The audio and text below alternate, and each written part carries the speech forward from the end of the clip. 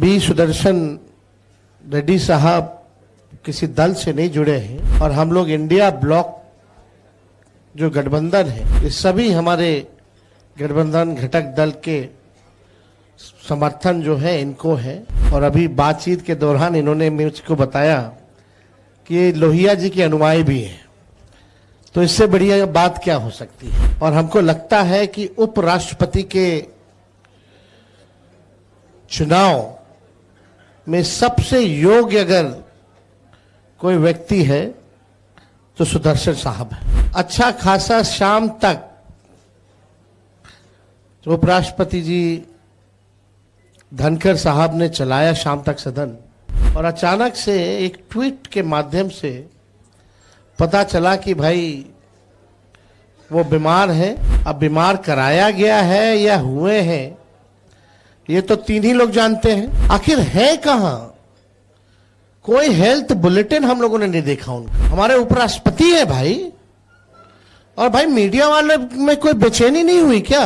देश जाना चाहता है कि भाई अभी भी तो उपराष्ट्रपति है ही बने हुए, तो आखिर है कहां? क्या उनको हाउस अरेस्ट तो नहीं करा दिया गया? तंत्र की जननी बिहार में हम सबसे पहले बी सुदर्शन रेड्डी साहब का स्वागत करते हैं, इनका अभिनंदन करते हैं। और क्योंकि बिहार लोकतंत्र की जननी है और लगातार एनडीए के लोग, भाजपा के लोग लोकतंत्र की जननी से ही लोकतंत्र को खत्म करने का प्रयास कर रहे हैं। हम बिहार के लोग अभी यात्रा पे राहुल गांधी जी हम सब लोग गए थे, और अपार समर्थन, प्यार, विश्वास बिहार की जनता ने इस यात्रा में जुड़ करके जताने का काम किया। और आप देखेंगे बुजुर्ग हो, नौजवान हो, युवा हो, महिला हो, बच्चे हो, अब हर एक बिहार की के जुबान पे ही नहीं बल्कि हर एक देश वासियों के जुबान पर एक नारा चढ़ करके बोल रहा है, वोट चोर गद्दी छोर। हर कोई ये नारा जो है लगा रहा है। बी सुदर्शन रेड्डी साहब किसी दल से नहीं जुड़े हैं और हम लोग इंडिया ब्लॉक जो गठबंधन है, ये सभी हमारे गठबंधन घटक दल के समर्थन जो है इनको है। और लंबा इनका कार्यकाल जो है 50 साल से भी अधिक इन्होंने सेवा जुडिशरी में देने का काम किया है, न्यायाधीश रहे हैं। और अभी बातचीत के दौरान इन्होंने मुझको बताया कि ये लोहिया जी के अनुयायी भी हैं, तो इससे बढ़िया बात क्या हो सकती है। हम लोग समाजवादी विचारधारा वाले लोग हैं और हमको लगता है कि उपराष्ट्रपति के चुनाव में सबसे योग्य अगर कोई व्यक्ति है तो सुदर्शन साहब है। और हम सब लोगों का, पार्टी के जितने हमारे सांसद हैं, हमारा पूरा समर्थन जो है सुदर्शन साहब को मिलेगा। और मुझे पूरा इन पर विश्वास है कि संविधान, लोकतंत्र की रक्षा करेंगे और हाउस को भी बेहतर ढंग से चलाने का काम करेंगे। ये किसी दल से जुड़े नहीं हैं, न्यूट्रल व्यक्ति हैं। और आज समय की भी जरूरत है कि ऐसे व्यक्तियों को हम लोग जो है उपराष्ट्रपति का बनाने का काम करें, जिनको संविधान का ज्ञान है, कॉन्स्टिट्यूशन का ज्ञान है, और सब लोगों को ये साथ लेकर के चलेंगे। ये हम सब लोगों का इन पर विश्वास है। लेकिन ताज्जुब की बात है कि ये चुनाव हो क्यों रहा है। अच्छा खासा शाम तक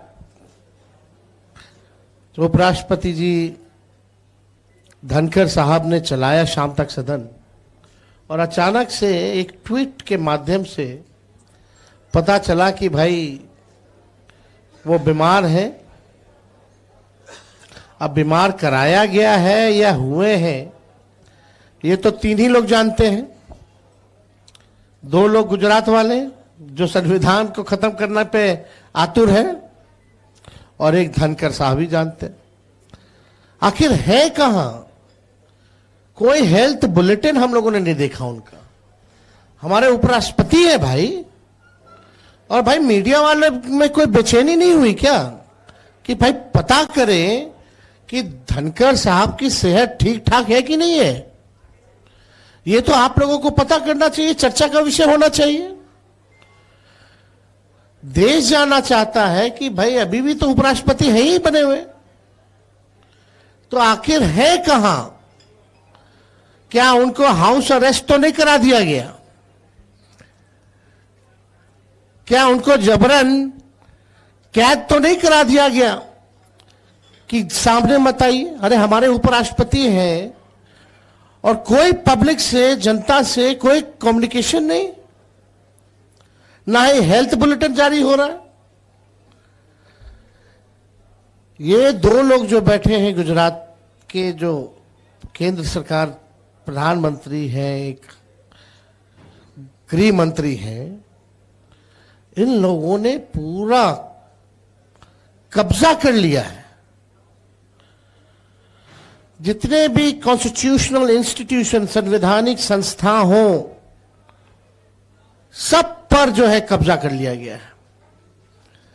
अब लोकतंत्र खत्म करके ये लोग राजतंत्र ला रहे हैं।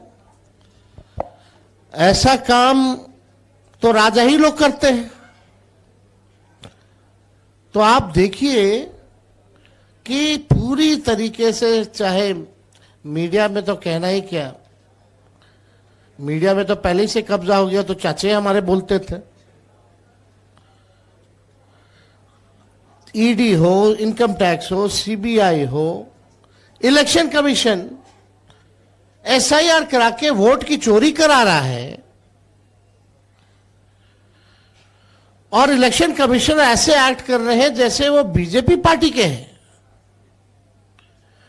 तो पूरा सिस्टम जो है हाईजैक हो गया है, और उस दौर में हम सब लोग जो है उपराष्ट्रपति के चुनाव में आ रहे हैं, और लोगों को विश्वास है, आशा है, और ऐसे योग्य व्यक्ति को लाया जा रहा है